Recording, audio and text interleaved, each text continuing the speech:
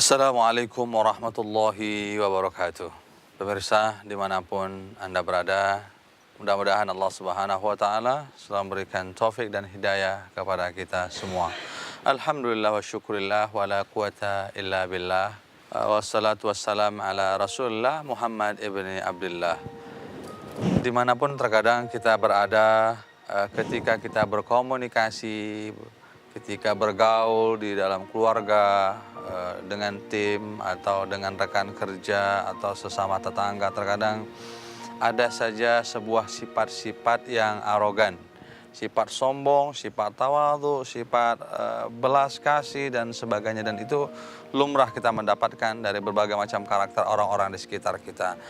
Tapi alangkah baiknya daripada kita sibuk memperhatikan karakter orang yang sombong, yang arogan, yang begini, yang begitu, maka saya sekarang ini mengajak kepada diri saya sendiri atau seluruh pemirsa, mari kita cross check apakah kita masuk kategori orang-orang yang dibenci oleh Allah dan Rasulnya.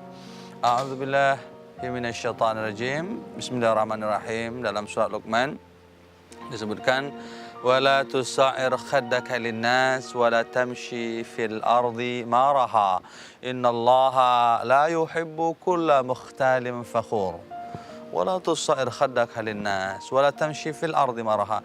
Jangan kamu acuh berpaling wajahmu itu dari manusia, kemudian kamu berjalan dengan menunjukkan siapa kamu. Orang lain melihat kamu itu merasa agak seperti orang-orang yang ego, sombong.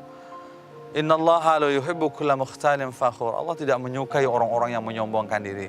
Pemirsa sekalian, kenapa hal yang semacam ini perlu kita bahas? Hati-hati.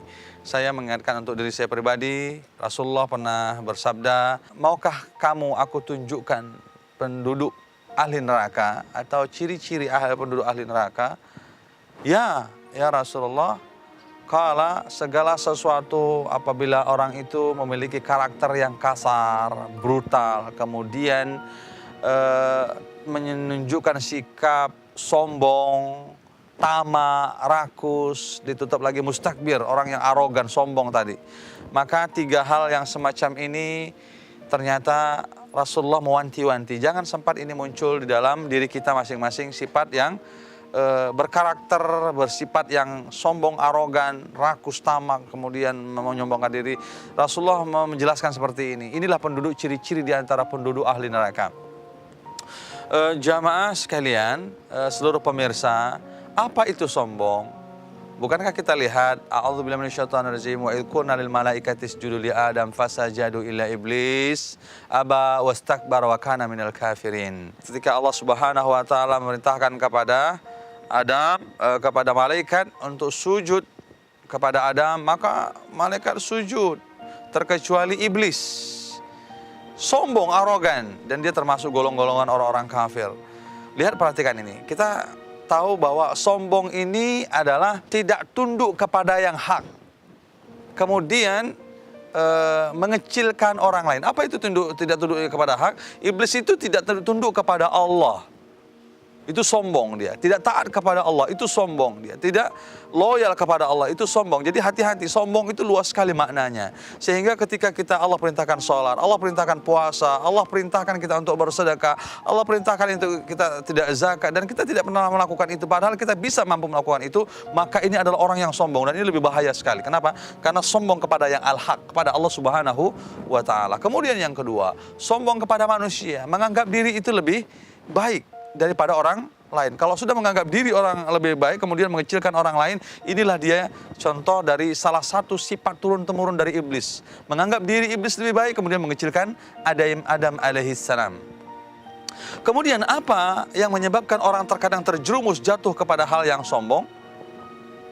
Bisa terjadi karena ilmu pengetahuan, dia bisa jatuh sombong, menunjukkan kalau dia lebih pintar dari orang lain, lebih cerdas, lebih paham Al-Quran, lebih paham hadis. Hati-hati. Dan ada juga orang yang bisa jatuh sombong karena ibadahnya, karena rajin puasa Daud, karena rajin sholat tahajud, karena rajin bersedekah, karena ibadahnya. Dia sombong, kemudian orang lain tidak puasa, dia judge orang lain, padahal itu puasa sunnah. Kemudian dia menuduh orang lain dengan bukan-bukan karena menunjukkan dia rajin puasa Daud, dia rajin sholat qiyamul lail, dia membaca Al-Quran pada saat Ramadan. Hati-hati, ini momen Ramadan ini tipis sekali, antara ikhlas dengan riya itu tipis seperti kulit bawang, sehingga orang itu mudah tertipu dan terjerumus ke dalam hal yang sombong. Apalagi yang menyebabkan orang bisa sombong? Mungkin karena materinya, karena kaya, kemudian karena kedudukan seseorang, bisa juga menyebabkan orang sombong, mengecilkan orang lain, kemudian menuntut orang lain untuk kerja profesional, kemudian tidak memberikan hak-haknya.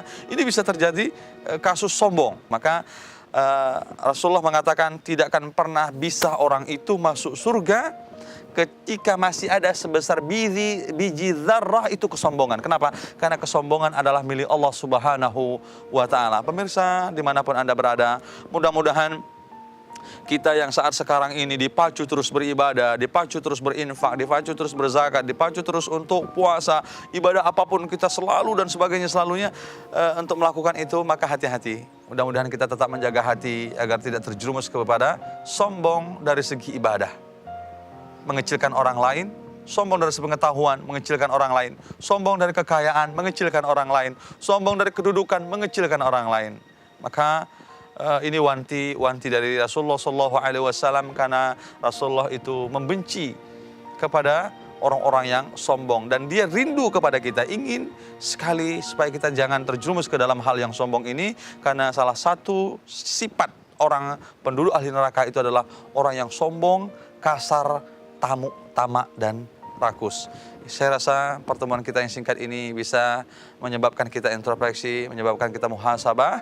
Astaghfirullah. Assalamualaikum warahmatullahi wabarakatuh.